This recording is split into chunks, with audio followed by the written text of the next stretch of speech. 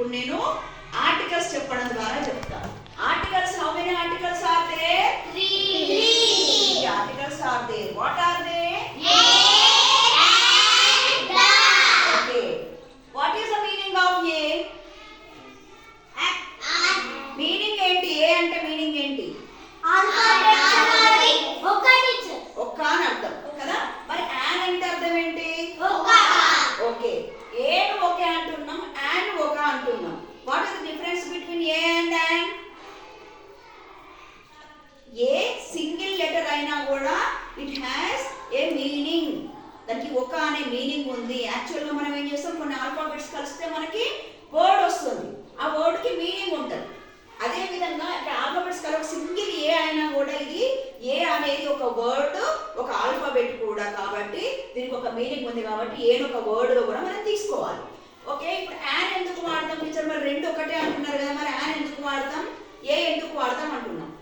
For example నాన్న, మనం vowels అని చెప్పుకున్నాం కదా, ఆర్టికల్స్ లో నిన్న మనం డిస్కస్ చేసినాం కదా. టీచర్ అంబ్రెల్లా ముంగట మరి యాన్ రావాలన్నా యూతో స్టార్ట్ అయింది కదా, మరి ఏఈఐఓఏల ముంగట మనకి యాన్ వస్తుంది అనుకున్నాం కదా, మరి యూ రావాలి. యూ ఉన్నది కదా అంబ్రెల్లా, మరి దాని ముంగట ఏం రావాలని మీకు డౌట్ వచ్చింది.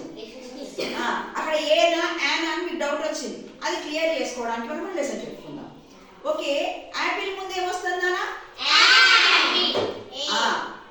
యాపిల్ అంటే ఎట్లా పలుకుతున్నాం?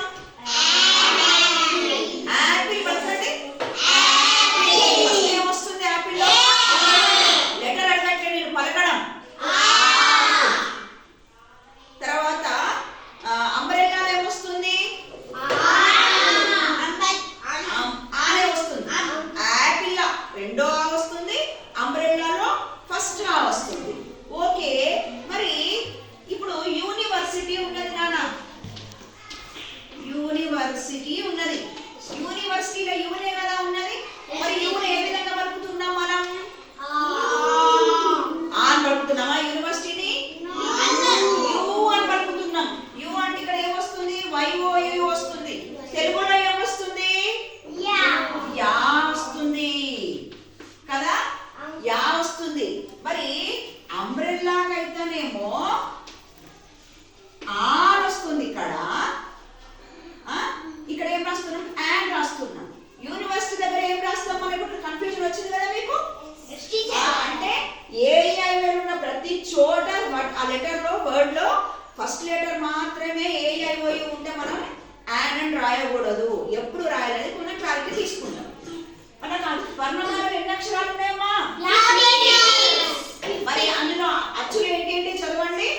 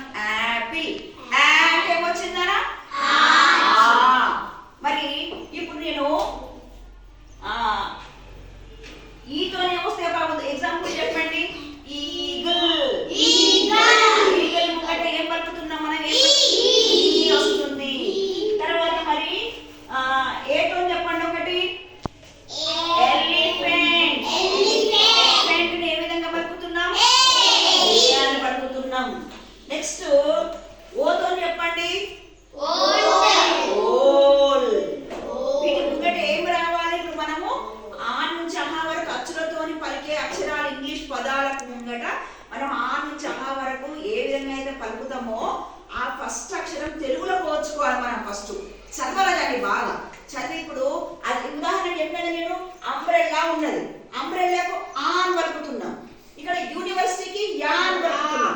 కాబట్టి ఇక్కడ ఏం రావాలి? యూనివర్సిటీ ముంగట అచ్చులలో ఉన్నదా యా అనేది? హల్లులలో ఉంది యా అనేది. యా అనేది హల్లులలో ఉంది కదా. దీని ముంగట ఏం రావాలి మరి? హల్లులకు వచ్చే హల్లుల ముంగట వచ్చే అక్షరం ఏం రావాలి? ఏ రావాలి. ఇంగ్లీష్లో మనం పదం పలికితే ఫస్ట్ అక్షరం మనం పలికే విధానాన్ని బట్టి హల్లులు వస్తే దానికి ఏ రావాలి. అచ్చులతో ప్రారంభమయ్యే అక్షరం ముంగట ఏం రావాలి? రావాలి. అందుకే ఇది అచ్చా హల్లా ముంగట ఏం రావాలి? ఏ రావాలి. అంబ్రెల్లాల ఆ అనేది ఏంటిది? అంటే ఏమొస్తుంది? అచ్చు. కాబట్టి ఇక్కడ ఏం రావాలి? Are you clear children? ఇప్పుడు ఎప్పుడు కానీ మనకి ఎగ్జామ్ ఇస్తే ఇది ఆర్టికల్స్ తో ఫిల్అప్ చేయమంటాడు. అప్పుడు ఏం చేయాలి? మనం ఫస్ట్ పదాన్ని చదవాలి. దాని ముంగట యాన్ రావాలన్నా ఏ రావాలన్నా ఆ పదాన్ని చదవాలి. తెలుగులో ఏమొస్తుంది?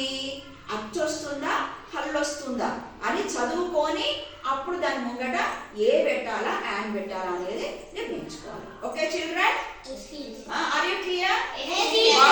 మీకు అర్థమైందా మంచిగా? ఉందా? ఇక్కడ తిరిగి మా సార్కి థ్యాంక్స్ చెప్పండి.